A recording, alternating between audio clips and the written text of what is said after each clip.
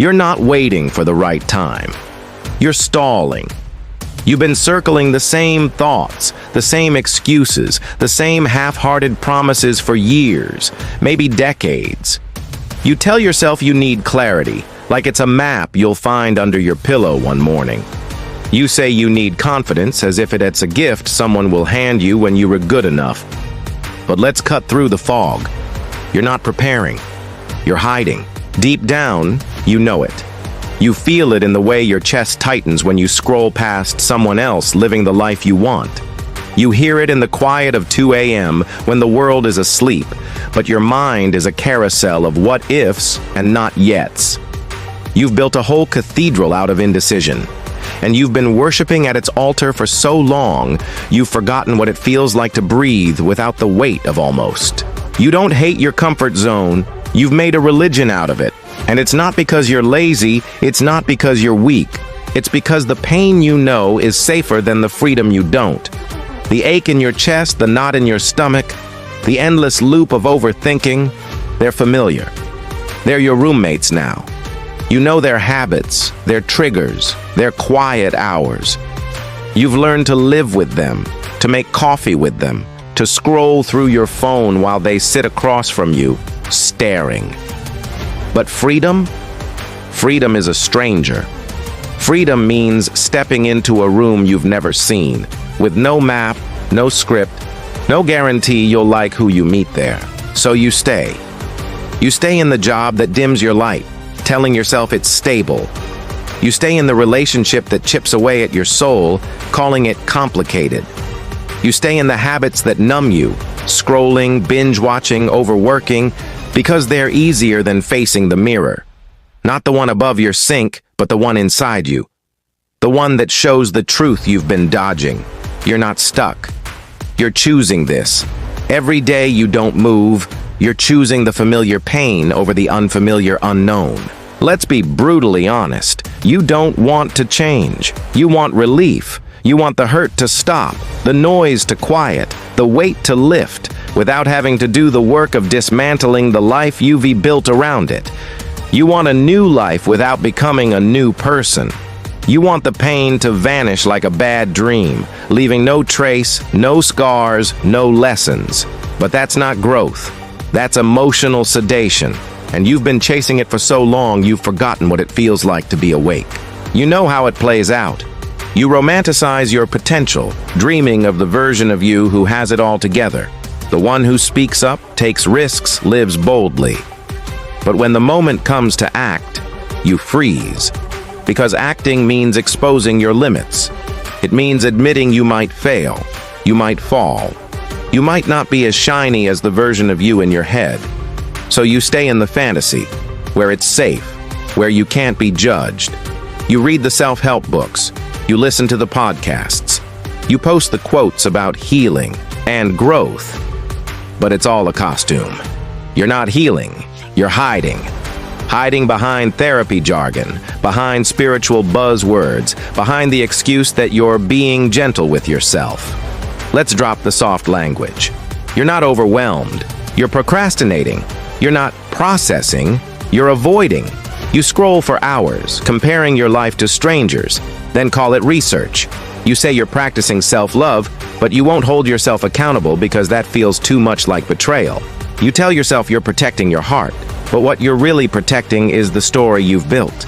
The one where you're the good girl who never asks for too much, the tough guy who buries his fear under anger, the nice one who bends over backward to avoid being left behind. Those roles aren't who you are. They're survival patterns. They're masks you've worn so long they've started to feel like skin. And God, it's exhausting, isn't it? Carrying those masks, those stories, that weight. It's not just the pain that's heavy. It's the pretending. The way you smile when you want to scream. The way you say, "I'm fine," when you're crumbling. The way you keep showing up for everyone else while quietly resenting the fact that no one shows up for you. You're in emotional debt, paying interest on decisions you've postponed, relationships you've outgrown, dreams you've shelved because they felt too big, too risky, too far from the person you've convinced yourself you are.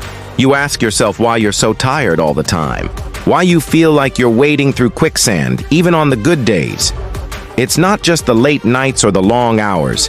It's the effort of keeping the truth at arm's length. It's the energy it takes to convince yourself that one day you'll figure it out, that someday you'll be ready. Indecision is a tax on your soul. Pretending is a full-time job, and you're not even getting paid for it. You're just getting by. But here's the shift. The thing you haven't let yourself see. You're not stuck. You're just comfortable in misery. You've made a home in it, decorated the walls with excuses, hung curtains made of "I'm trying." If you were truly at your breaking point, you wouldn't be here, reading this, nodding along. You'd be moving. You'd be burning bridges, quitting the job, ending the relationship, saying the thing you've been too scared to say. You'd be uncomfortable enough to act. But you're not there yet, are you?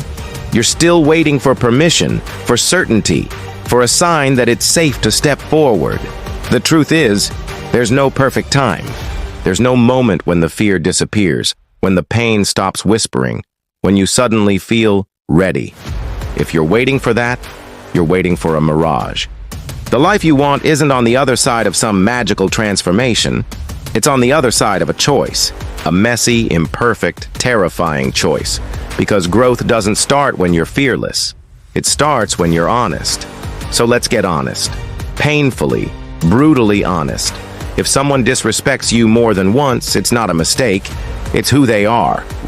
If you keep saying yes when you mean no, you're not being kind. You're betraying yourself for temporary peace. If your dream requires someone else's approval, it's not a dream. It's a fantasy with training wheels. And if you're still waiting for someone to save you, to fix you, to hand you the life you want, you're outsourcing your power to a ghost. Nobody's coming. Not because you're unworthy, but because this is your story. You're the one who has to write the next chapter. You don't need more time. You need more truth. And the truth is sitting there, waiting for you to look at it. It's in the question you've been dodging. What am I pretending not to know? It's in the lie you've been telling to keep the peace, to avoid the fight, to stay safe. It's in the thing you're waiting for that no longer exists. A perfect moment, a perfect you, a perfect ending. The truth is, this version of you, the one who's scared, who's tired, who's carrying 1,000 unspoken hurts, is the one who has to act. Not tomorrow. Not after you've healed. Now. You don't have to tear down your whole life today. You don't have to have it all figured out. But you do have to do something. One thing. One choice that burns the bridge between you and the old you. Make the call. End the conversation that's been draining you. Apply for the thing you've been too scared to try. Leave the room that kills your energy. Say the truth you've been swallowing for years. It doesn't have to be perfect. It just has to be yours. Because here's the thing. You're not broken. You're not a project to be fixed, a puzzle to be solved, a machine that needs to be tuned up. You're a human being with a heart that's still beating, with dreams that are still flickering, with a voice that's still waiting to be heard. The pain you're carrying isn't a failure. It's a map. It's showing you where you've been, what you've survived, what you're still holding on to. And the fear is just a signal that you're standing at the edge of something real, something that matters. You don't need motivation. You don't need a 5-step plan or a vision board or a mantra. You need momentum. 1 inch forward. One choice that says, I'm not staying here anymore. That inch can change everything. It can crack open the door you've been staring at for years. It can let in a sliver of light, enough to remind you that you're not alone, that you're not invisible, that you're not as stuck as you think. But you have to choose it. Not because it's easy, not because it's safe, but because it's yours. Because you're tired of living in the shadow of who you could be. Because you're ready to stop mistaking coping for changing, avoiding for living, stalling for waiting. So be scared, be messy, be unsure, but don't be still, not anymore. The life you want isn't out there waiting for a better version of you. It's waiting for this one, the one who's listening, the one who's trembling, the one who's ready to move, even if it's just an inch. And when you take that step, don't look for applause. Don't look for certainty. Just look at yourself. Really look. See the person who's been fighting to be seen, to be heard, to be free.